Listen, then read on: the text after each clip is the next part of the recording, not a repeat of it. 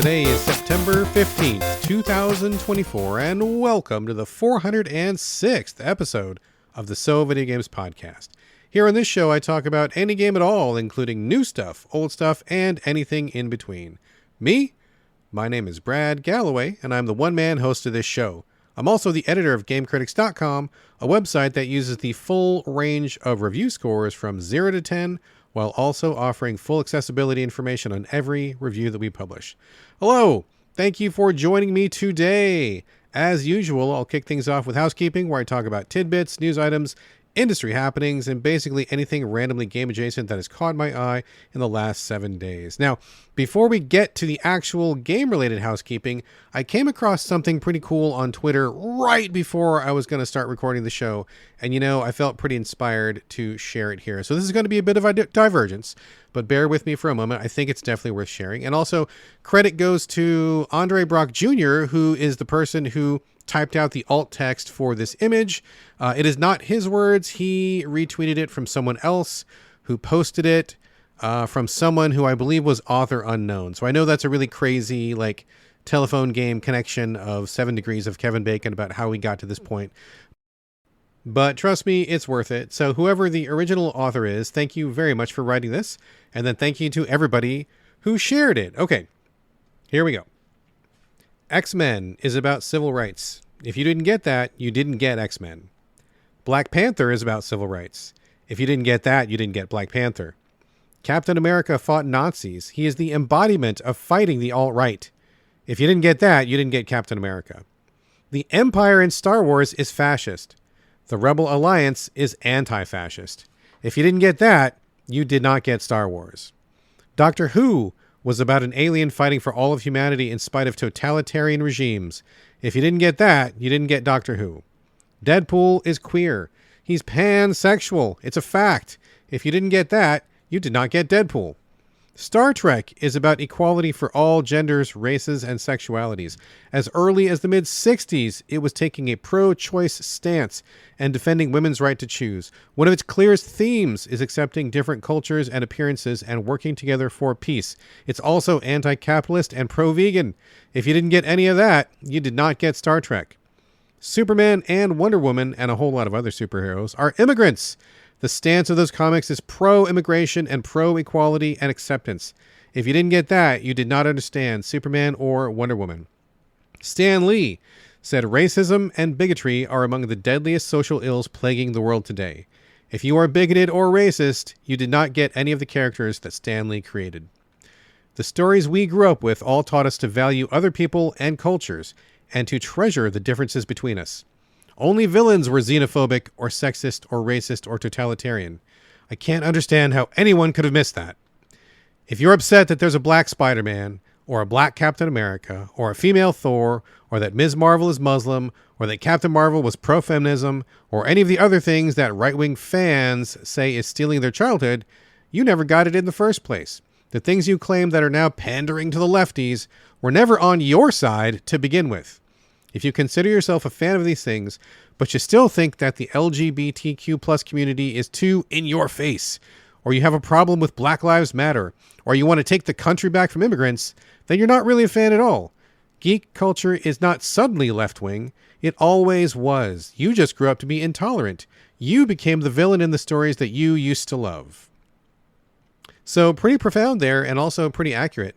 As a geek growing up and someone who is well-versed in all of the things that this person names off, I mean, I think I actually enjoy every single one of these things that the person names off. I mean, I agree. I think that they're exactly right. I think that none of this stuff was ever on the side of conservatism or of racism to begin with, ever. I mean, we're watching Star Trek right now and holy shit, they beat you over the head in a good way with equality and about being supportive of women and, getting rid of sexism and beating down people who are against diversity. And I mean, there's a million examples of it. In every episode, you can come back with a life lesson or some way to improve yourself as a citizen of the human world, right?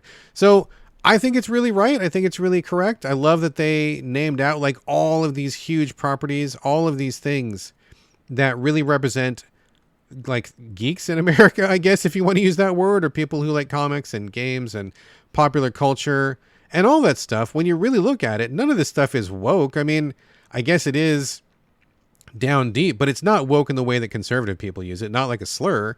It's woke in the sense of, yeah, this stuff was pushing for change. It was pushing for equality. It was pushing for, the correct way to be a good human being. And I agree with all of it. So I think this was a great statement. I'm so glad that they shared that on Twitter. Andre, thank you for sharing that. I'm glad I caught it. And again, thank you to the person, whoever they are, author unknown, who came up with that little list of stuff. Pretty powerful stuff. Okay. Let's see. What else is in the housekeeping today? Oh, first up, hello to Matt Leach, brand new listener, friend of J Monster, who's a super fan of the show. Seems like J Monster convinced him to give the show a listen, and apparently he liked it and is going to keep listening. So that is music to my ears. Thank you very much, Matt Leach, for being one more listener. And what's up, dude? What's up? I know you joined the Discord, so say hey. Moving on, a couple of bits for Helldivers 2, the ongoing Helldivers 2 saga. It seems like the developers are really putting the pedal to the metal when it comes to getting the patches and changes out. I think they are feeling the heat. They've lost a lot of players. A lot of players are really unhappy with them.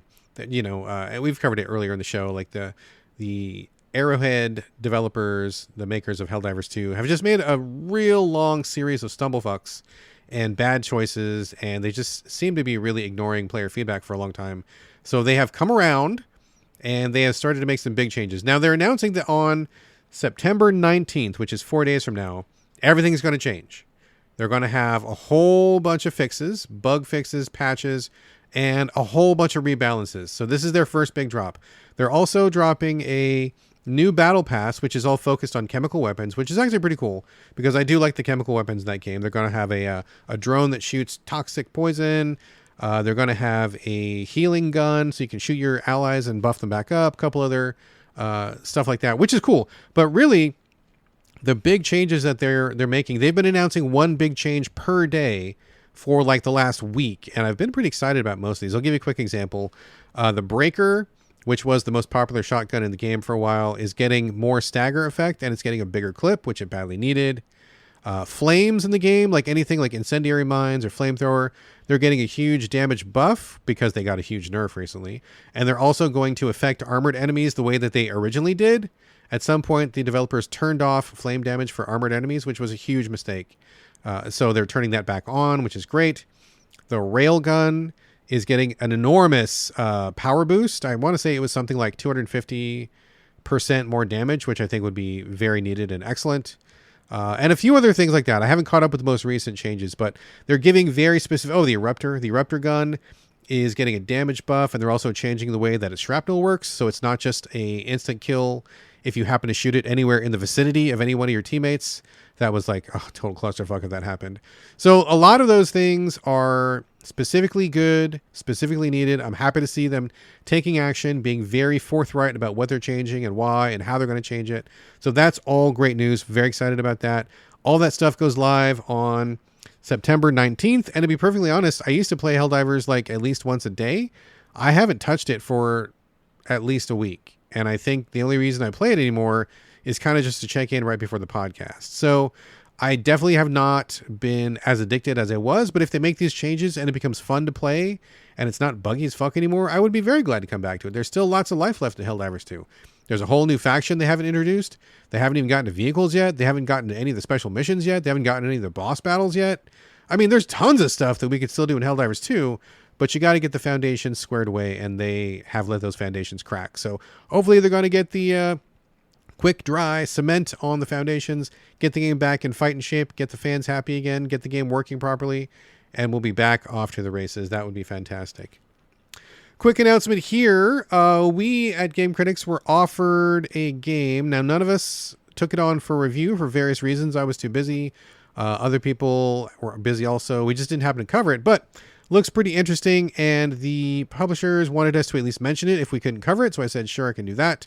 So, taking this from the email we got, it says, discover a world where 90s Disney cartoons meet the rich tapestry of Slavic folklore in Marco Beyond Brave, an exhilarating hack-and-slash Metroidvania adventure from Studio Mechka, launching on Windows PC on September 17th. So heads up that this game exists. I think it looks pretty cool. I watched the trailer. It looks neat. I didn't have bandwidth for it right now, but I would easily imagine in a different time, in a different place, I would have jumped aboard. So that game exists, and check it out on YouTube.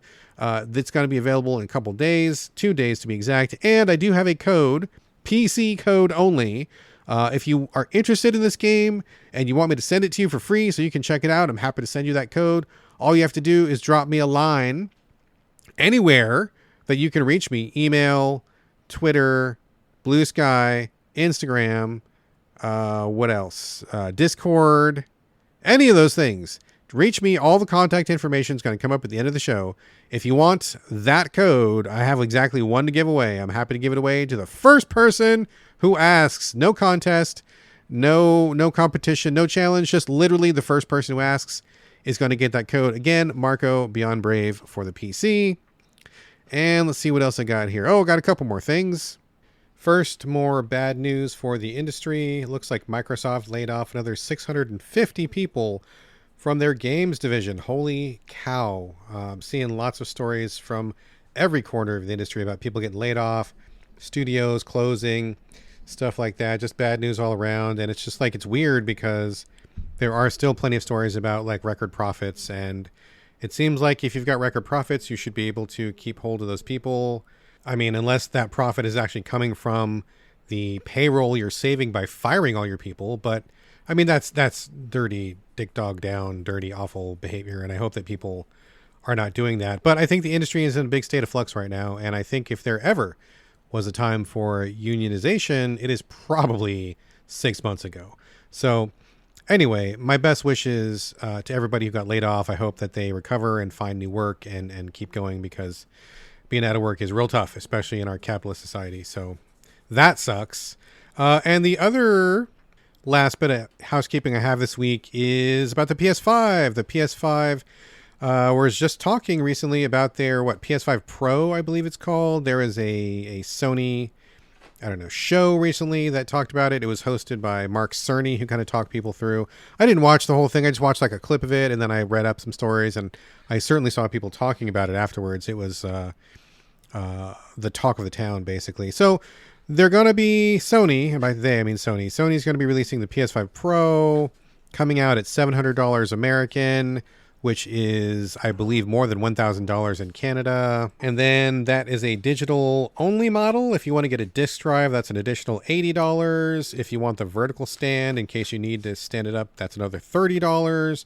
And that's not to mention sales tax. Last I checked here in Washington, it was pretty close to 10%, I believe. And I know that we have, if not the highest sales tax, we have one of the highest sales tax in America. So maybe a little bit less for you folks in other states, but add another 10% on top of all that.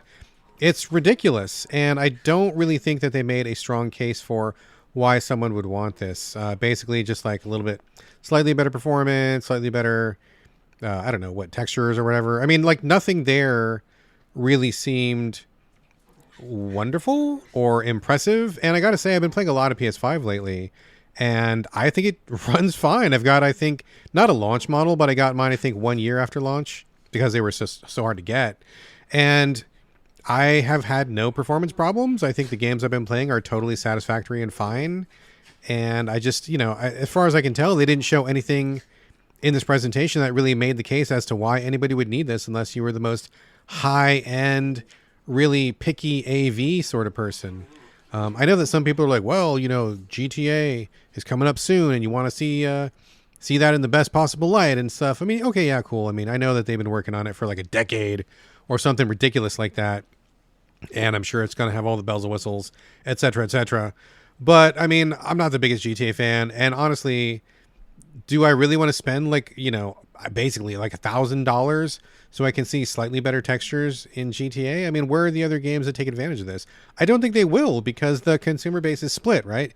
It's just the same thing with the Xbox S and X, where the X has more horsepower, but all the games are basically made to the S specs because they don't want to make a game that cannot be run on the S. And so it doesn't take full advantage of the X's power. I think that's exactly the same situation here. They're going to have PS5 Pro. I'm sure there'll be some settings you can tweak, and some certain games that'll have a couple extra bells and whistles, but the vast majority of games that are going to be released will be still to the base PS5 specs. That's just the way the industry works. That's the way it has always worked. And so people will not see the benefit of having the PS5 Pro because most of the games will not offer a benefit because they're afraid that most people will not be able to take advantage of it, which will be true. So I don't really see a use case for this. Unless, like I said, you're like the most high-end, super picky, finicky AV person who's got like the best tech all the time. I mean, maybe you'll get a little bit better performance out of it. But honestly, I think it seems like a really bad idea. And it kind of smacks of hubris. It smacks of Sony being a little bit too big for their britches. This really reminds me of when the PS3 launched. And if you were around and buying games and playing games and you remember that nonsense, it debuted at that time, I believe. Now, I'm not like a historian. I'm not fact checking myself here, but I'm pretty sure that the PS3 launched at $599. I mean, I know it did, but I'm pretty sure that was the highest anything had launched at that time. Unless memory is failing me, but I think $599 was the highest anything had ever launched. And at the time, president of Sony, Ken Kutaragi, said, yeah, it's really expensive, but this is so cool. People will be happy to get a second job at Burger King or whatever to be able to afford this. And I'm like, number one, fuck you. Number two, no, I didn't. And number three, no, I didn't buy the thing either. I waited until it dropped or whatever. So I don't think that's a great strategy. I don't think in this economy, this is a smart way to go. They have not made the case, and I don't think it's good value for money. And I think a lot of people are struggling to make ends meet as it is right now. And as we all know from personal experience, gaming is a fucking expensive hobby. People want their hardware to last as long as humanly possible. I'm sorry. And in fact, I just this week, I got PR for a game. The name slips my memory, but it was PR for a version of a game hitting Xbox One and PS4. It was already like a PS5/Xbox XS game. And PR was like, yeah, we know there's a lot of people still playing the PS4 and the Xbox One. Here is the version for that. I mean, if people are still releasing versions for those outdated consoles, there's no way that people are going to be in a rush to get rid of their PS5 to get a PS5 Pro. It's really bad thinking. I think they're full of themselves. A lot of people have called it a debacle. I think that's an accurate term. So debacle and kind of a failure. And I think they are headed for a little bit of a rude awakening. And if memory serves, Sony did drop the price of the PS3 by $100 pretty soon. I think they realized they put their foot in it and made a mistake. So someone fact check me, but I'm pretty sure it launched at $6. They eventually dropped it to $5, and then they had to eat some crow. And I think that maybe that's what's going to happen here. I don't really see a big use case for the PS5 Pro at $700. So there you go. Before we get to the main portion of the show, I did have a question this week. And first, I need to issue an apology to my good friend J Monster. He had sent in a question for last week's question heavy show. And numbskull that I am, I totally missed it. I did not see it on the list. I mean, I had it on the list, but I skipped over it accidentally. I just didn't notice it there. So that was my bad. I should have prepared the script a little bit more effectively. So J Monster, man, I'm super sorry that I missed your question. But, so apologies. And I will read your question right here and right now, and I will answer right now, and hopefully that'll make up for it. So, okay. J Monster's question is, has all the controversy about Black Myth Wukong in regards to what you can or cannot say put you off from playing the game, or will you still play it eventually? Okay, so just to give a little bit of context for people that might not know, Black Myth Wukong, game from China, kind of a Souls-like, looks like it's playing off of the Monkey King version of Myths, Sun Wukong, if you're familiar with that. And so the company that put it out, there was giving codes away to, I think it was specifically YouTubers, although it may have included reviewers as well. But they said basically, here's the code, and there's a couple of do's and don'ts. Many of the do's and don'ts were fine, like don't spoil it and don't be insulting or whatever. But it also came along with do not include feminist propaganda and do not use trigger words like COVID-19, isolation, and quarantine. And also they should not discuss China's game industry policies or related content. So just to be clear, we at Game Critics did receive a PR offer to cover Black Myth Wukong, and we declined. I mean, I declined because I'm the editor, so I decide what goes. And I said, no, we were not interested in covering it. Basically for the reasons that J Monster brings up here. I think there's also a difference, right? A difference between streamers and reviewers. So reviewers very often are not paid. In fact, almost universally are not paid by the developer or the publisher. They usually will get a free copy of a game, and then that's basically it. You get swag, sometimes t-shirt, keychain, statue, or something like that. If somebody really wants to butter you up, they'll fly you out to San Francisco or New York or LA and host you for a night and give you some free food and drinks and all that stuff. Back in the day, way back in the day, there were a lot of way more exorbitant trips, right? I was offered a trip to go to Germany to drive Porsches on the Porsche test track. And I didn't go to that trip, but I heard that the people who were paying for that trip also paid for some quote unquote companionship to meet you back in your room when you were done. I was not a free man at that time, so I would not have taken advantage of that. But if you were a lonely game reviewer and you went on that trip, you probably would have a pretty fucking good opinion of that game when you got back, right? So there's no payola going on for reviewers. That never happens. I mean, I can think of maybe one time in 30 years where someone offered me money to write a good review, and that was from a fucking mobile developer, and they were like shady ass mobile developer. So like actual real game developers never do that. But when it comes to YouTube, different story. If you're talking about streamers, that's where they make their money. A lot of the money comes from, YouTube directly and stuff, but also there's lots of money going and changing hands. There's lots of pay for play. People will pay streamers to like play their games, and there are certain things that they have to talk about, certain things they can't say. So it's weird that we have kind of, well, not we, but like, many people in the gamosphere have kind of like had this growing distrust of reviewers. They always think we're paid off and we're shills, and they want to like hear the straight dope from somebody who's YouTube streaming. But actually it's the streamers who don't have the same kind of ethical concerns. They're the ones who are actually receiving money. They're the people who are told what to say. Not all the time, but like, certain stipulations and stuff. If you want to talk about comparing reviewers and YouTubers, YouTubers are the people you should be really raising your eyebrow at, not reviewers. So getting that out of the way. And again, turning down the offer to cover Black Myth Wukong, the fact that they said no feminist propaganda, no trigger words. I mean, that phrase is almost like a right-wing kind of a thing. Don't mention COVID-19. Don't mention isolation or quarantine. Don't mention China. I don't know, man. I feel like they were kind of courting like the incel crowd. Like, do they think that people who like Souls-likes are automatically right-wing assholes? That was kind of gross to me, and I really didn't appreciate that. So hearing about that controversy, I was like, nah, not going to bother. There have been other games in the past that we have refused to cover for similar reasons. I can think of one, what was it? Kingdom Come? Is that what it's called? Kingdom Come, I think, where there was a big controversy. One of the main developers, I believe it was even the director, came out as being pretty anti-trans and had said some shit on Reddit or whatever. And so we just chose not to cover the game because we didn't want to support that. There's been a few other games in recent years where a person will be unsavory, or something sketchy will happen, and we'll just want no part of it. Not that we're afraid of the controversy, because we have definitely gotten our share of hate mail over the years, but just because we don't want to support something. We don't have to review anything. I don't have to review fucking shit. I don't have to do anything if I don't want to. This is my fucking site, and I'll run what I want to run. I'll cover what I want to cover, and I will position it the way I want to position it. And I'm not beholden to ads. I'm not beholden to clicks. No one pays me. We're totally honest. So I run what I want to run. And if somebody comes into my fucking inbox and says, yeah, you can review this, but don't talk about the feminist propaganda, well, fuck you. I'll talk about feminist propaganda as much as I fucking want to, because I am a feminist and I believe in the feminist ideals and I support that stuff. I believe in COVID-19 is a real fucking thing.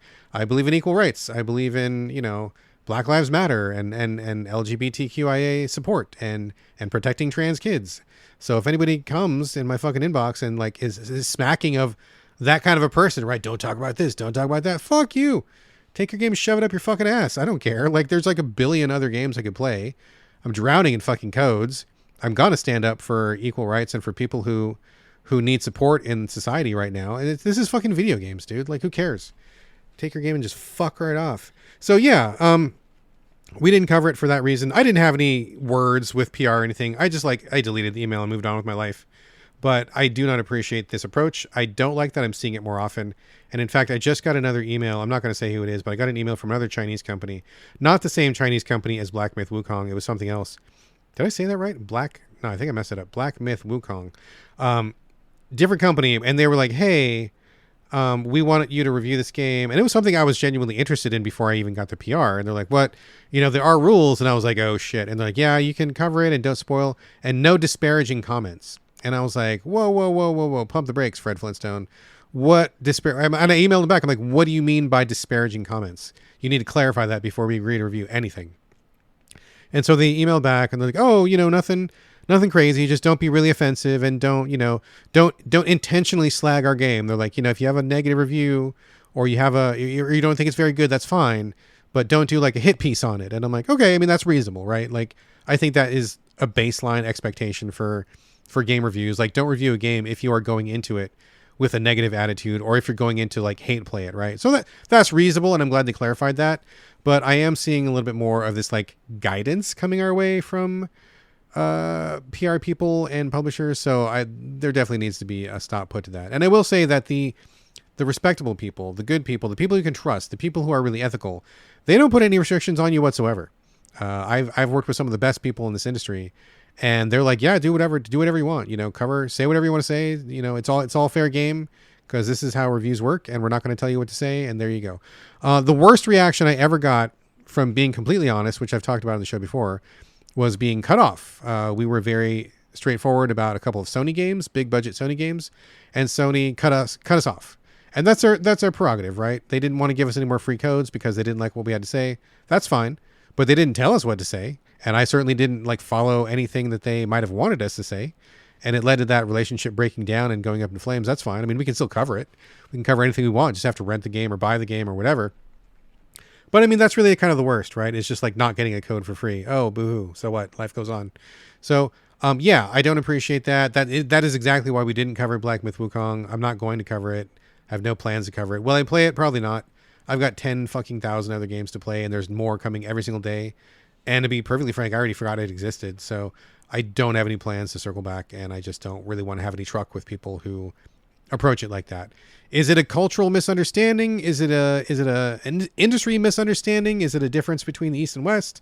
Is it a difference between America and China? I don't know, but I do need to let them know that that's not how we play on this side. And if they want to maybe change their approach, that would be welcome. So there you go. Hopefully that answered your question there, J Monster. Appreciate the question. And let me see what else is on the list. Nope, that's it. That's all the questions I got this week. Moving on to the main portion of the show. But before we get there, I just want to quickly remind people you can help support this podcast by going to patreon.com/the So Videogames podcast. Every little bit helps with the cost of hosting and such. And of course, a huge thanks to all of the Patreon supporters currently putting their money where their ears is. Thank you so much. Also, heads up, there is a So Videogames Discord, which any listener is welcome to join free of charge. If you want to join up and continue the conversation after the show, just shoot me an email and I will send you all the details. All right, let's get to it, folks. We are now in the main portion of the show. It's been a little bit of an odd week, but for good reasons. I played 2 games that I think are both fantastic, and I've been having a great time with them. And if you listen to the show with any regularity, you will know that that's bad news for the show, because the more I like a game, the more I want to play it. That means the less time I have to cover other games. So we're going to have a smaller than usual slate of games this week, but I think for all the right reasons. No circle backs, nothing really to talk about. Although I do want to say quickly, if you did listen to last week's episode, I said I probably would cover Closer the Distance. I actually did not make it to that game this week. I apologize if you were looking forward to that. I will try to cover it ASAP, maybe next week, maybe not. But that was one I simply did not have time for, so I apologize for that if you were excited. But it is still on the agenda. It's not dropped off. I have the code. The game is on my hard drive. I just need a little bit of time to get in on that. So, okay, not happening this week. But what do we have this week? Well, we've got Peglin. All right, full disclosure, the code for Peglin, as well as all of the games I will be talking about on this show, were sent to me by either the developer or the publisher. So thank you very much in advance. And I want to be in full compliance with the FCC by making that clear. We got these codes for free. Did not affect my opinion in any way, but we do have to disclose. So there you go. Okay, Peglin. This was on the Nintendo, was it the Indie World release trailer show happening celebration thing that they did recently? I'm pretty sure it was. This is a 2D pixel-based game on the Switch, of course, that stars the player as a little, I guess, a goblin, or maybe you are a Peglin. I don't know, goblin. And it's like a smash-up between being a goblin and playing Peggle. If you've never played Peggle, that is a game that's kind of like Pachinko. And if you've never played Pachinko, that's kind of a game where you have, it's like Plinko from Price is Right. And if you've never played Plinko, it's kind of like a bunch of pegs on a board that you drop a ball from the top from, and it falls down onto the metal pegs and it bounces around randomly, and you want to try to get the ball to drop into a certain bucket at the bottom of the board. I mean, Google any one of those terms. You'll see what that looks like if you're not familiar. I bet most people listening to the show probably have intimate familiarity with at least one of those things. So it's like Peggle, but on the very top of the screen, there's a little like RPG kind of a setup where on the left side of the screen, you have a little greenish goblin dude. And on the right side of the screen, you've got enemies that they encounter. And when you have your ball and you drop it down the screen, it bounces around, and then you get points for every time it bounces off one of the pegs on the board. So if you have a really long run and it bounces a lot, you will rack up a lot of points, and those points will be converted to damage, which you do to the enemies that are facing you. So you want to get as many impacts as possible. You want it to be bouncing around as long as possible. And the more you do that, then the more damage you will do to your opponents. This is a roguelike. So each run seems to be kind of just like its own thing. I don't really notice any persistent carryover between runs, except for the fact that you can unlock extra characters by doing certain things, by casting a spell a certain number of times, or by killing a certain number of enemies or something like that. So it does seem to keep track of that. But beyond that, it just seems like you're just kind of doing a run just for the run's sake. As far as I can tell. If I'm mistaken, someone please correct me, but that was my brief impression of it. So it starts off okay. Not a lot of tutorial, but I think it's, you don't need like a ton of tutorial because it's kind of what you see is what you get a bit. And so you just drop the balls in, do the Peggle thing, your goblin person like attacks, and then you move on. You collect new and different kinds of balls as you play. So like at first it's just like a basic ball that has no special features. You get like another ball that like bounces extra. You get a ball that does critical damage if you hit a certain pin. There's, like you get like a variety of balls. I will say in the time that I played Peglin, which wasn't a whole lot of time, I think I played, in fact, I don't think I even completed a whole run. I think I unlocked the first character. I played a handful of times and I'm like, okay, I get it. And then I kind of moved on. It didn't feel like the RPG elements were really super like baked in. I was kind of hoping for like better weapons or change your equipment or maybe magic spells that could affect the board or something. And as far as I can tell, I mean, maybe some of that stuff comes in later, but from the part that I saw, that wasn't really it. It seems like the only thing that you can really do is just get different balls. And the balls themselves, like I said, have different abilities, but it doesn't really change play that much. You're kind of still just dropping the ball down and hoping it goes where it goes. And then, just kind of just doing that. You can skip a ball every once in a while. You can buy new balls, but it seems to be all about the balls. And it seems like the RPG side of it was a little bit underdeveloped. It's cute. I mean, it looks cute, pretty simple presentation, but you're basically just playing Peggle with like a little bit of extra danger. I would frequently get to a part where the enemies were just like outclassing me. I wasn't doing enough damage and I just wasn't thriving in that environment. Maybe I just wasn't picking up on some nuance, or maybe I'm just terrible at Peggle or something. But yeah, it's fine. It's fine. It's cute. I mean, it's something that you might want to play for like 5 minutes at a time. It's not something that you probably would play for like a couple hours. It did get kind of repetitive. It did feel a little shallow, but I mean, I don't know. I mean, if you like Peggle, if you want Peggle Plus, you want a little bit of a RPG flavor thrown into it, I think you could do worse. I mean, it's not bad by any means.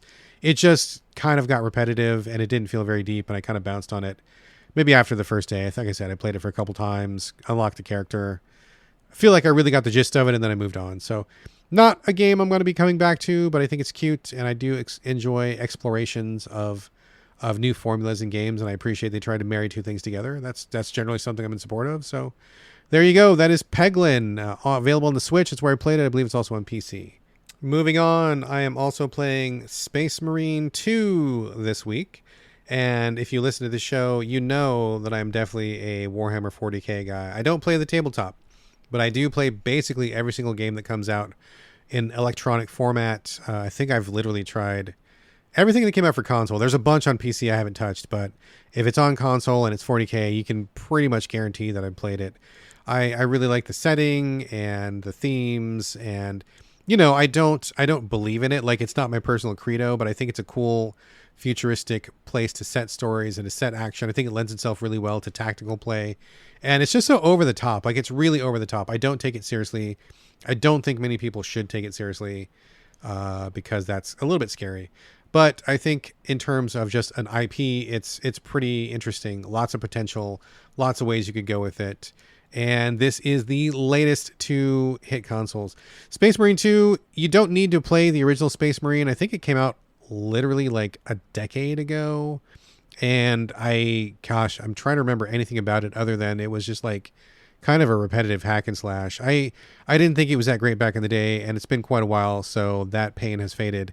This is basically something you can approach like all new and all fresh. You don't really need to know anything about Space Marine 2, although you do need to... Well, okay, no. Scratch that. You don't need to know anything about 40K, but it helps.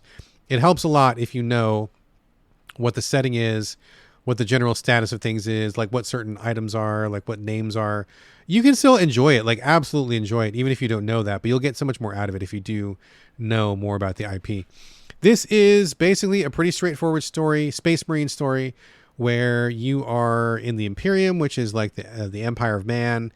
They've taken to the stars, they're expanding out the universe, and there's a bunch of alien races out there that hate man. And, honestly, in 40K, there's no real good guys. Like, it's not like humans are the good guys. Humans are assholes.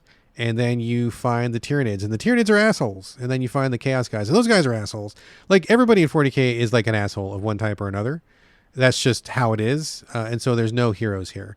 So that's kind of the basic setting, which is kind of an interesting idea when you think about it. But regardless, you play as the humans, and they definitely, put this forward as like you are kind of like the hero characters. You play as Titus. He is a Space Marine who went through some shit at the beginning of the game. You get to see what happened to him. He goes on this like failed mission, and this is all from like the first 5 minutes of the game. It's not a spoiler. He goes on a failed mission, ends up getting killed, like literally getting killed, and then his body's recovered by the Imperium, and they say, wait a minute, we actually need you to do some more stuff for us. So we're going to bring you back with all these augmentations and super juice you up and give you some new armor and send you back out there to do this mission for us. And then that's where the game starts proper. If you're not familiar with Space Marines, I bet you probably are, but if you're not, Space Marines are basically genetically enhanced humans who are much larger than an actual human. You don't notice it right off the bat, but when you play Space Marine 2, there are many opportunities to see just how large a Space Marine is compared to a normal human being. They're like 8 feet tall, like minimum. They tower over normal human beings. Stronger, faster, more resilient. They have extra organs. Like, they are built for combat. I've heard that they don't even have private parts, if you want to put it that way, because they are bred for fighting. I don't know if that's confirmed or not, but that is something I've heard more than a few times. They are just out there to fight. And so they get sent to this planet where the Tyranids, which are basically like, I don't know, like aliens, like xenomorphs from the movie Alien, except for they're white. But basically they're just these big buggy claws and teeth and tails, alien monsters that just swarm planets and kind of take over things. You go out there to fight the Tyranids, and that's really the long and the short of the story. I mean, you're out here to fight. That's what 40K is about. That's what Space Marine 2 is about. The story is fine. I think it's well written in terms of what you might expect for dialogue between two Space Marines, or what you might expect between a Space Marine and the tech priest that he gets his gear from. Like, those are like, the conversations are fine. They're absolutely appropriate on target. They're great. I think lots of incidental dialogue that pops up in the game is great. Like, if you're walking down a hallway and you see one of the tech priests talking to one of the servitor guys, and just listening to him chat for a little while is pretty cool. You can just hear them like talking about stuff on the ship. You're like, oh, okay, that's what life is like on the ship. That makes sense. And like, eavesdropping on the conversations is really good. But like, the overall story is just basically like, yeah, these guys are bad and we're going to go fuck them up, and cool. And that's fine. I don't mean that to be insulting, because that's really all you really need. You're not coming to 40K in general for the in-depth storytelling. You're coming because the armor looks cool, because you like the combat, the strategy, the fighting, and the chain swords and all that stuff. So don't come to this game for the story, although I doubt you were doing that anyway. As you begin the game, you quickly find out that you are on a small squad of 3 Space Marines. This game does offer multiplayer, which I did not know ahead of time. I was kind of staying radio silent on this one. So you can go online, and I believe it's crossplay as well. And you can have up to 2 other players with you for a squad of 3 real people going in and doing Space Marine shit, which I think is awesome. That's a great idea. I am currently playing solo, because I have a really crazy schedule and I don't have time to coordinate with people. But if my wife just so happened to find a copy of this and she was interested, we could totally play like together, going through these missions as a team. That would be great. If you don't have any friends, you're just doing it with bots, and the bots are fine. They shoot everybody real good. They will revive you if you go down, and that's all good. They fill their role, and when you're like on elevators or when you get a quiet moment, they talk to you in these prefab characters that they have. You're with these two guys, and I mean, I think that part is really handled well. I think it works great. The original Space Marine 2, like I said, was kind of a hack and slash. And this is third person, by the way, because I didn't mention that. It's not a first person. Third person, which I think is great. I'm really glad about that. I think it looks well. The action is very cinematic and chaotic and exciting. So you'd really want to get to see all of that. And they do. They lean into it pretty far. But anyway, so the original Space Marine 2 was kind of a hack and slash, if I recall properly. And I remember being a little bit underwhelmed with the action. But here, it is also a hack and slash here, but it's also kind of like a horde defense. And they've also really leaned into like deepening aspects of it. So you get a bunch of different guns, which is fine. I think most of the guns feel alike. Like all the bolters kind of feel alike. You get melta guns, which do feel different. You get flamers, which do feel different. You get laser guns, which do feel different. So the different classes of gun feel different, but the guns within each class don't feel that different. You get some melee weapons. You get the iconic chainsword, which is great. You get the hammer. You get, what else? A knife. The knife is silly. It's really sharp and it goes fast, but it's kind of silly to bring a knife. My favorite so far is the power sword, which is just like a sword, but it glows, has electricity in it. Pretty kick-ass, so that's really good. But they lean into the systems. You have much deeper than just mash the same button. You have your light attacks, and then you hold down the button to do a heavy attack, and there's a series of combos for each weapon. You have a heavy gun, and you have a light gun that goes with your melee. And the switching between melee and the heavier gun is like super seamless. In fact, it kind of like did my head in a little bit, like finding out how smooth it was to go from sword, sword, sword. No, I need the big gun now. Boom, I got the big gun. It was like literally in the blink of an eye, no problem. Feels like second nature. So they did a great job with getting those weapons switched around. You also have an invincibility that you can trigger every once in a while, kind of like a rage meter sort of thing. You got grenades and all that. But basically, you're kind of just tooling around in these levels. And the level design is pretty linear, which I think in some ways, I think people see it as a negative. I don't always see it as a negative. I think linear games are just as good and just as justified as open world games. I do not think every single game in the world needs to be open world.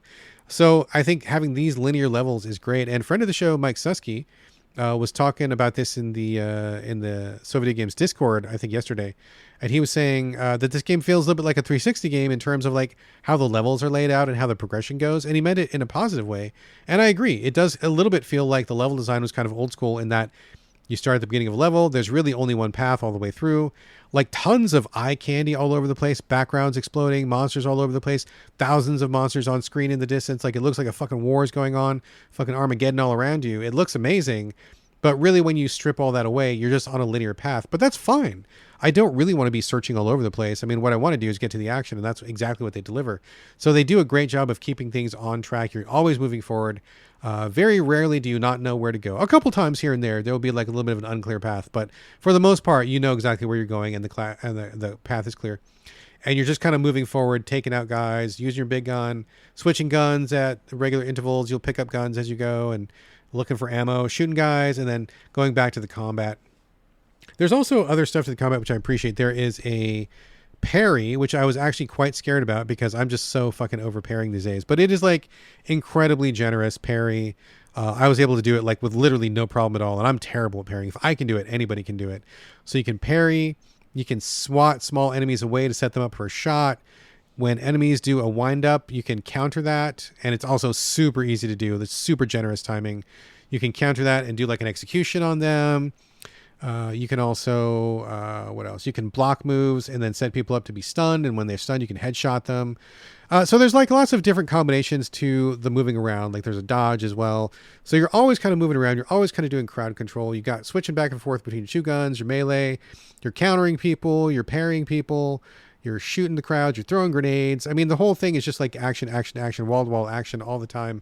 And then you got your two bros behind you and they're just doing the same thing you are. And the whole thing is just like, you just feel like you are in the shit like 24/7. This is the most actiony, boots on the ground, Space Marine experience I think that has ever been created. And like I said, I think I've played literally every single one that's ever hit console. And this is the most.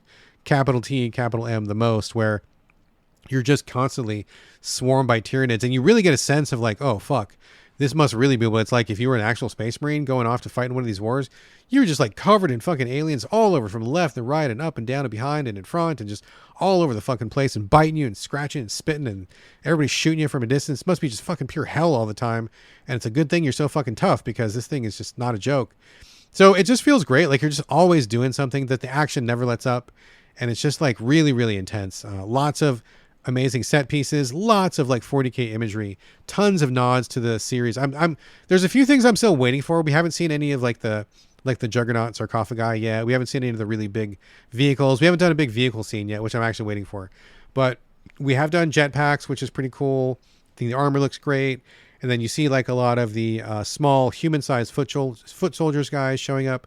And they're like the cannon fodder guys. They've got tanks and cannons and artillery, and they're there. And you're chatting with them. And then you show up and you look like you're fucking Superman showing up, because you're so much bigger and tougher. And just the whole thing is just really cool. There's a little bit of a plot twist in the middle of the game. I'm not going to spoil anything, but things do get a little bit of a shake up in the middle, and then you just keep going. But I feel like overall, I haven't completed it. I feel like I am probably at least halfway through the campaign. And it's interesting because at some point during the campaign, there are these alt missions where maybe you and another different crew are doing two objectives at the same time. You can play through them both and see what the other person was doing one after another. If you wish, you don't have to, but you can, which I think is great. But I'm really happy with it. I'm definitely going to finish it for sure. And I will probably circle back when I'm done. Other things to know, there is other content here. There's two other modes. One mode is PvE, where you and a squad team up to do some side missions. And it seems as though the publishers are trying to position this game as kind of like a live service game. Not exactly, because it has just a basic one-player campaign, and you can go through the whole thing and that's it. But it does seem to be that there are some hooks for new DLC missions to be downloaded in. And if you and your buddies want to get together and do those new missions, that would be something really fun to go through. I haven't done them yet. I want to play the campaign first, but I've heard there's a lot of customization of your armor, and do the heraldry and stuff on your Space Marine. Do that, do these different missions. Looking forward to that. And then there's also a PvP section, which I haven't even touched. And to be honest, I don't really think that I want to do PvP, just because in general I'm not up for that kind of content. But also, this isn't really that kind of game. It's not a fighting game. It's not really something where I feel like it really comes down to skill. I don't know. I shouldn't talk out of turn. I haven't tried it yet. I'll give it a try before I talk any more about it. But PvP is not something I necessarily want from a Space Marine game. I think team stuff is really where it's at, because that's really the core of what you're going for here. So looking forward to finishing the campaign. Looking forward to doing the PvE stuff with some friends maybe. And just getting into that action seems like awesome, especially if there's going to be like more campaigns, more expansions. I would love to get different characters and, different enemy factions in there. There's like, no shortage of people to fight in the Grimdark universe. So hopefully they will expand that pretty soon. But overall, big thumbs up. I think it's just a great action game, really fun, intense, super action game. I think anybody who likes Call of Duty or anything along those lines, where it's like set pieces and tons of explosions and blood and guts all over the place and just shooting things a million times, if that's what you like for your game, and I think that's, that checks a box for me once in a while. Not all the time, but once in a while, but it's certainly checking the box this week. If you like that kind of action, this is certainly not one to miss. And if you are a 40K fan, I mean, it's required playing. I mean, this is the most Space Marine game that has ever been Space Marined. And it's so true to the IP. It gets the property, it gets the nods, it understands what it's there for, it understands what players want from it.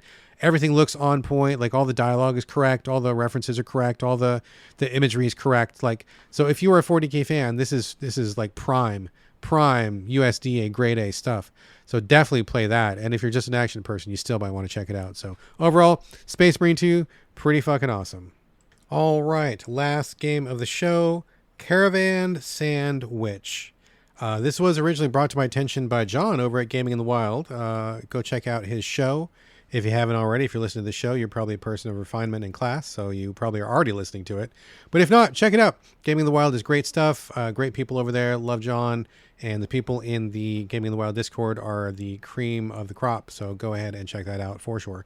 I'm a regular listener of John's show, and he brought up Caravan SandWitch a while ago. He did the demo, and he was pretty high on it. And John's taste and mine don't always line up, but we frequently line up. And so whenever he really likes something, even if it's not my jam, it's definitely worth looking into. And so I'm like, okay, well, if John likes this, it's worth a look. And I requested a code, got a code, as I disclosed earlier.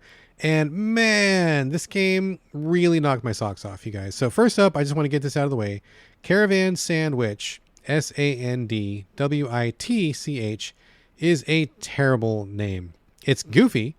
People laugh at it as soon as you say the name, but like it doesn't tell you anything about what the game is. There's not really a caravan. There are sandwiches, but that's not what the game is about. Like Caravan SandWitch, you're not making sandwiches. You're not in a caravan of sandwiches. Like the sandwiches does not have a caravan inside of it. Like it's a nonsense name. And I really wish they had named it something else, because I think maybe the title is getting a lot of people to discount it. And it just doesn't, it's not very indicative of what the game is. And so I think that was a miss. It's a goofy name. It makes me giggle, but I think ultimately it's a poor choice. And I think that they should have chosen something else. So I just had to get off my chest.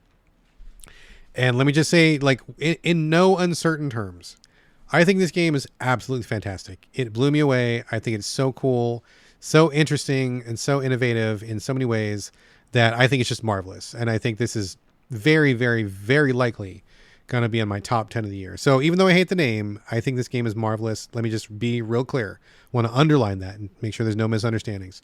So what is this game?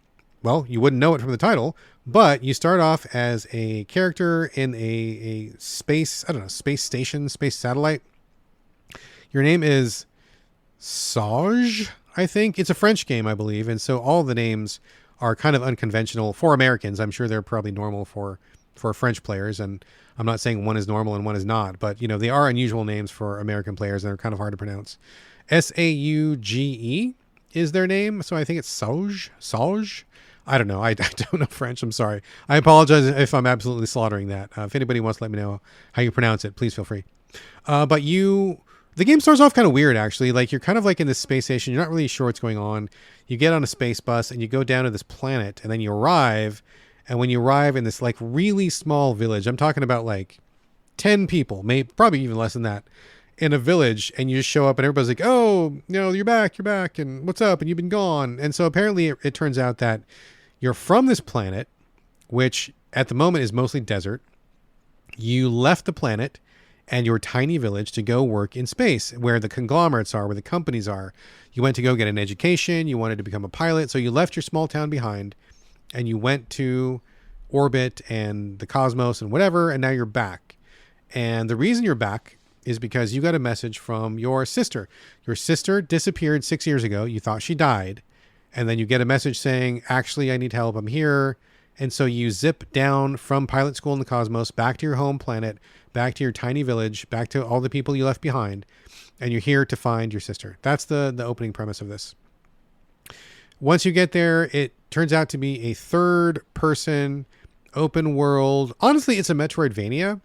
But I feel like this is something that brings genuinely new stuff to that. As for me, I'm quite tired of Metroidvanias. I'm over them. Like the 2D, pixel-based, platformy, actiony. Like I'm over it. I've played too many of those. It takes a really, really special one to like break through that malaise that I feel whenever I think about a Metroidvania. You know, something like, Hollow Knight, Blasphemous, Grime. I think those are probably the three best 2D Metroidvania likes that I played recently. But like those are like really exceptional, right? And there's a lot of Metroidvanias where I just cannot be arsed. So this game, if I had known it was a Metroidvania, honestly, I probably would have swerved, but I didn't know that, and it doesn't look like one. But I think that it is, and I think it's amazing, and I think it should be celebrated because it does many things really different. So like you get to the planet, there's no combat in Caravan SandWitch at all. No combat. There's no death. There is no fail state. There's no fall damage.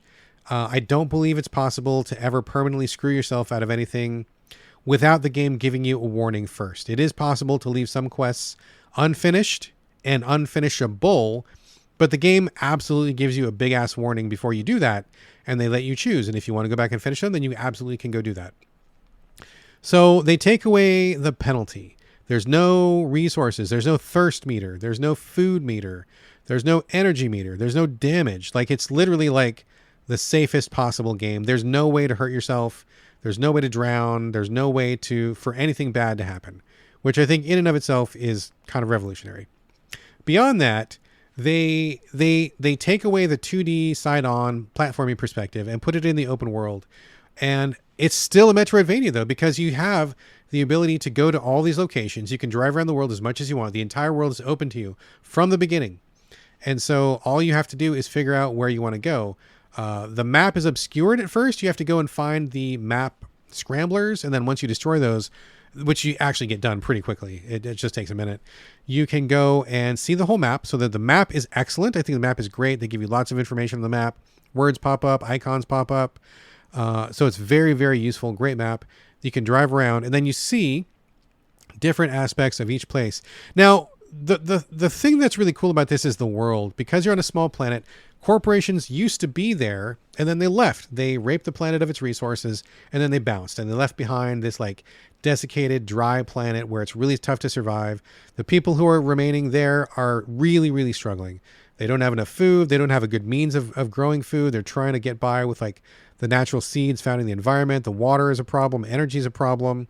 The company just basically said, fuck you, we're out, and left, which is a pattern we see happening so many times in colonialism, in capitalism, and all the isms, right? So you come back to this planet and like, it's the ruins of capitalism. It's the ruins of economy, of automation, of factories.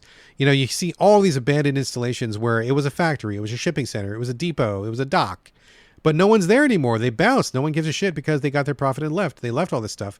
And so you're often combing through the leftovers of all these installations. Locked doors, you got to figure out how to open, how to figure out how to climb up on top of things.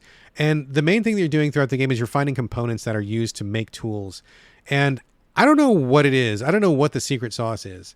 I'm not usually one for collectathons, but they have somehow figured out what that little switch is in my brain. And you're finding circuit boards throughout the game.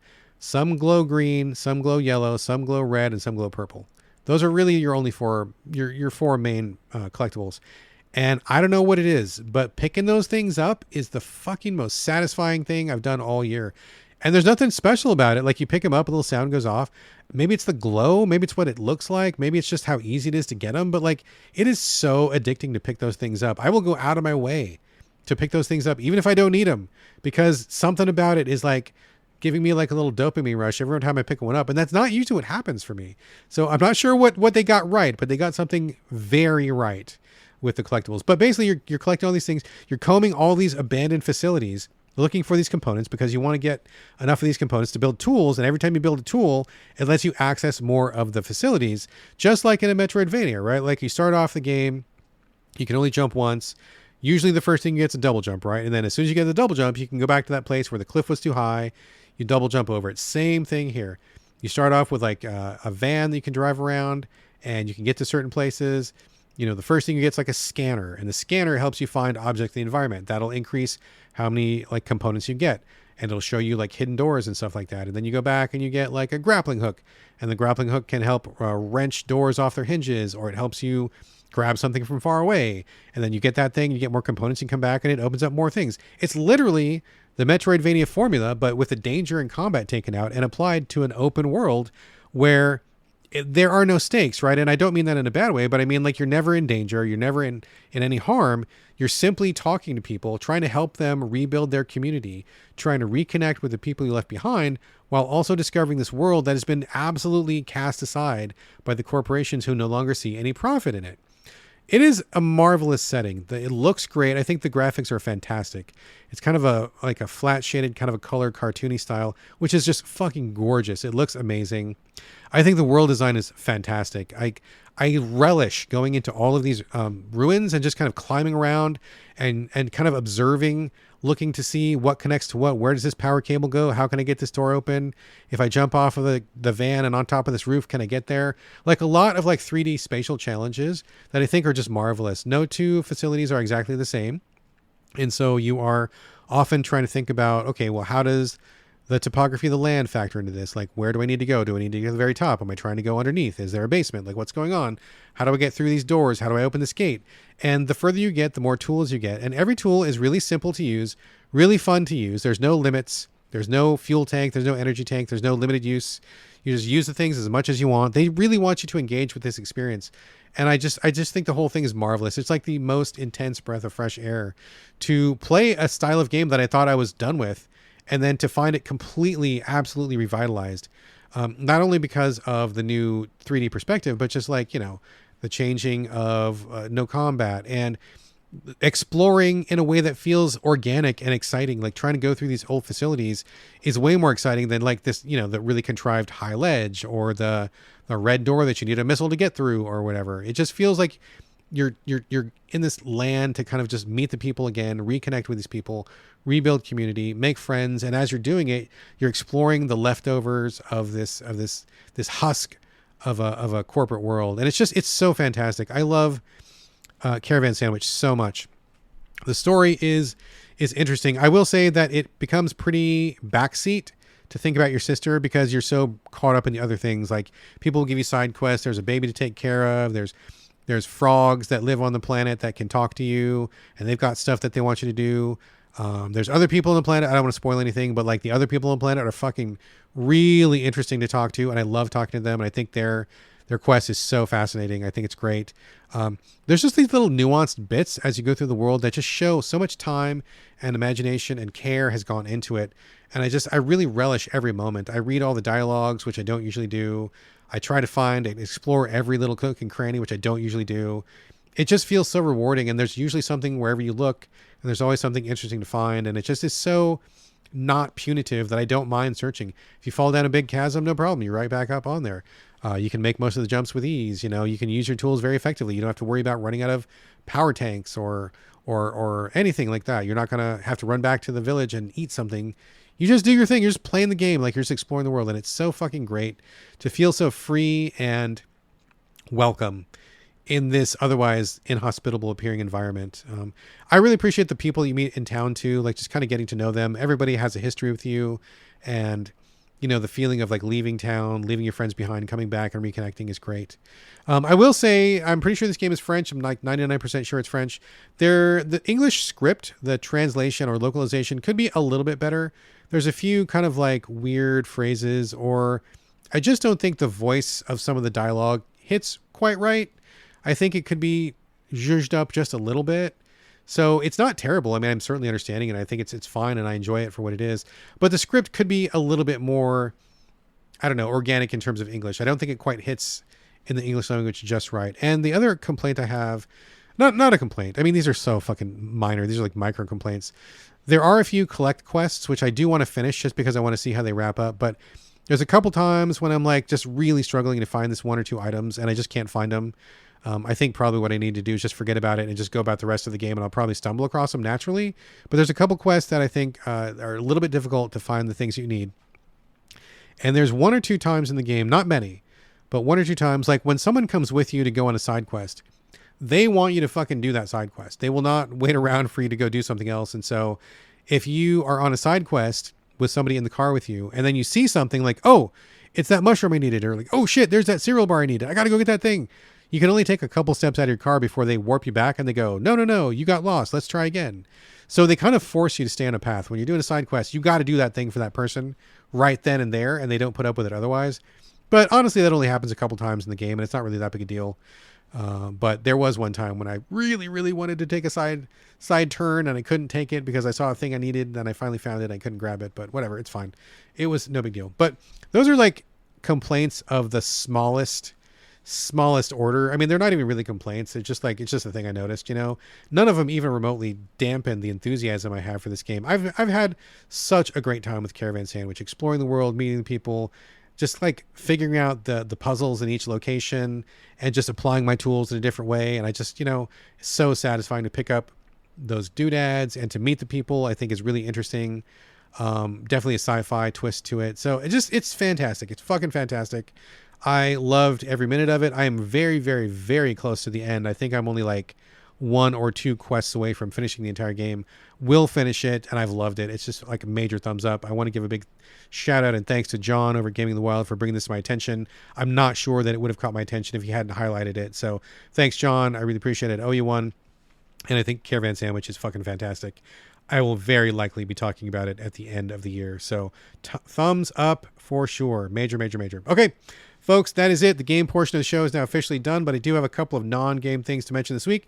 I usually cover TV/movies, and the wife and I have been on a horror movie kick. As you may know, if you've been listening to the last few episodes, we've been watching basically one horror movie a morning as a way of just having some couples time and hangout time, and that held true this week as well. First up, we watched a classic from 1980, The Fog, from John Carpenter. This is a story about a small California seaside town, although it was filmed in Canada. It does not look like California at all, but whatever. Small seaside town where some shit went down that I will not spoil, but basically the fog rolls in, and with it comes undead sailors who need revenge on the town. It's kind of a slow burn. It's definitely like, even though it's in the 80s, in fact, I think it was 1980 exactly, it definitely feels like more of a 70s film with how it's paced, how it's shot, the clothing. Definitely feels like more of a 70s film than what you expect from 80s. It takes a long time to get where it's going, although it's enjoyable. I mean, I think Jamie Lee Curtis is in there. Who else? John Houseman, a couple other people that you would definitely recognize if you're familiar with actors from the era. But it just, it's a little bit of this, a little bit of that, kind of builds up slowly. And then there's like a big little burst of activity at the end. It could be a little more rapidly paced, but I think that's probably to do with my taste for films from later eras, right? When we sped things up, when we made the explosions bigger, the killing more frequent or whatever. It's still a great film. I'm glad I saw it. I'd never seen that one before, and I'm definitely a John Carpenter fan. So definitely worth a watch if you like John Carpenter or you like 70s/early 80s horror. That was fine. We watched The Ledge, which was not a horror movie specifically. I guess it kind of was. But this is about a woman, two girls go on a mountain climbing trip in Italy. And they're at like some kind of hostel at the base of the mountain. These four shitty ass drinky frat bros show up, and they all decide to like party together that night, which bad decision, bad choice. You knew this was not going to go anywhere good. Stuff happens. Basically, one of the girls gets killed by the frat boys, and then they need to kill the other one to cover up their crime. She is a way better mountain climber than they are, so she climbs up one of the nearby mountains to escape. And then she eventually gets to a point where she cannot climb any further because they managed to get above her by going like on the back of the mountain. So they cut her off. And the whole movie, the movie's called The Ledge. She's stuck on a ledge. And this is one of those movies that my family affectionately calls people stuck in a bad place. Movies where their person is stuck on a small spot or a tight spot, or they're underwater, or they're in a place where they can't easily escape, and most of the movie is about them being in that space. It's a really weird genre, but my family really likes it a lot. It's something like, what is it, like 23 Meters Down? Is that the one, the shark one? There's one that's called Frozen, not the one with Elsa, but the one where they're stuck in a little gondola on a snow resort. There's one that's called, I think, what is it, Climb or something like that, where they're stuck on top of an antenna tower. So, like people stuck in a spot. This is definitely one of those people stuck in a bad spot movies. She's stuck on this ledge, can't go back down because she's too tired, and it's too dark, and it's too cold, and she can't go up because those hosers are blocking her up. And so the whole movie is like mostly about what she does, how they try to knock her down, how she survives. Definitely on like the lower budget side, but that's fine. I think it was interesting enough. And it was, it was good for what it was. If you want one of those films, it's absolutely checking that box. And I think that was good. Last movie of the show was, I think, probably the best one. It's called Oculus, and it comes to us from Blumhouse. I'm a big fan of Blumhouse's output. Stars Karen Gillan. Is it Gillan or Gillan? The one who was Amelia Pond on Doctor Who, and she was also on the Guardians of the Galaxy movies. I think her name was Nebula. She was the blue cyborg lady. Anyway, this is an interesting one because it's about a family who falls prey to an evil mirror. There's a spirit living inside of a giant mirror, and it just fucks up the whole family, and they go through some shit. Now, I don't want to give away too much about this movie, but the thing that's really notable about this one is the way that the director tells the story. So they give you the before time when the main characters are kids and then the shit goes down originally. So you get a lot of the before time, and then you fast forward to see them as grown-ups later on. Now, nothing too special about that, but what is really special is how often they cut back and forth between those times and how they cut. So again, not to give too much away, but the mirror fucks with your mind. And so very often it's playing tricks on people. And the director did some really brilliant cuts between the past and the present and what people were seeing and what they weren't seeing, and what they were seeing was the past and maybe it was the future. It was really fucking trippy, and I really thought it was great. The movie, I mean, overall was fine. I thought it was good. And certain aspects of it I thought were quite notable. I can't share what those were, but if nothing else, I really did appreciate the really unique feel of how the time was used as an element of this movie. I cannot say that I've seen another movie use that exact same technique, and it was quite novel. Well done. Even if the movie overall, I mean, it wasn't like super frightening. I mean, it could have been a little scarier perhaps, but overall I admired the technique and we liked it for that. So that was Oculus. Oh, also Oculus, it has nothing to do with eyes. It was really weird. Like I kept waiting for eyeballs or something like that to happen, but it was about a mirror. They should have called it something else, like the evil mirror or something like that. Ghost in the mirror. I don't know, something else, something more appropriate. Oculus did not feel like it matched the title, which I guess is a problem for a couple of things on the show this week. Also like Caravan SandWitch. Anyway, folks, that is a show. Before the closing music, I would love for you to leave reviews, share this show on social media, and most important of all, please recommend So Videogames to your friends, just like J Monster did earlier in this episode. I really appreciate that very much. Nothing beats word of mouth. And if you want to support the show and help with the cost of running the podcast, you can do that over at patreon.com/the So Videogames podcast. And if you want to join the Discord, that is now free of charge. And as always, I want your questions and comments. Just last episode, it was all Q&A show. You can get your comment on here. And if you contact me through any of the normal channels, I guarantee that I will see your comment and I probably will respond. You can hit me up in the So Videogames Discord or email me directly, sovideogamespodcast@gmail.com. And don't forget, I've got that code for Marco Beyond Brave to give away. If you want that code, you can use that email and just hit me up. First person to ask will get it absolutely free. Also, you can hit me up on social media. You can hit me on Twitter, Instagram, and Blue Sky. It's my name, BradGallaway, all A's, no O's. And also, one final shout out to Matt Leach, newest listener. Thanks very much for listening, Matt. Hope you enjoyed the show. And this is going to do it for episode 406. Thank you again for joining me here on the So Videogames podcast, and we'll see you next week.